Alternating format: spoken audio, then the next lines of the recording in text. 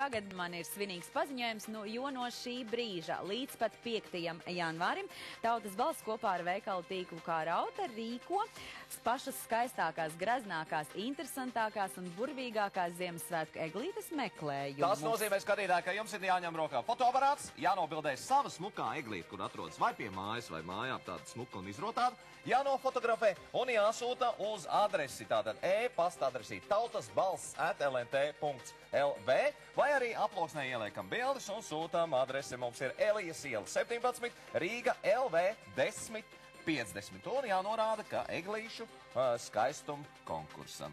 Ja? Jā, un visas skaistās eglītes varēs aplūkot arī TVNet portālā skaisto eglīšu sadaļā, un mēs pašas skaistākās eglītes arī parādīsim raidījumā Tautas balss, un pats galvenais tas, ka tās pašas skaistākās eglītes autori tiks pie ļoti labas balvas, gan no Tautas balss, gan no mūsu draugiem Kā Rautas, un tas būs skaists ceļojums uz sniegoto Stokholmu. Bet vēl jau vairāk es gribētu pačukstēt laikam no tētiem, vairāk tētiem un pieaugušajiem dēliem, ja, to, ka, piemēram, Ziemassvētku eglīti, nevienmēr mums tā vienkārši sanāk brīvs laiks un aiziet uz mežu un nocirst un atnest viņu mājās. To var droši vien, kad iegādāties arī veikalu tīklos Kā Rauta. Un starp citu, kā tādu piemēru mēs gribētu minēt mūsu Tautas balss svētku eglīti, ko jūs redzat, kur arī mēs esam, iegādājušies ar mūsu draugu palīdzību. Tātad veikalu tīklā Kā Rauta. Un šādas te smukās egles arī jūs varat iegādāties, neejot pat uz mežu. Uz mežu ejot tikai un vienīgi pastaigāties. Bet, lai tie prieki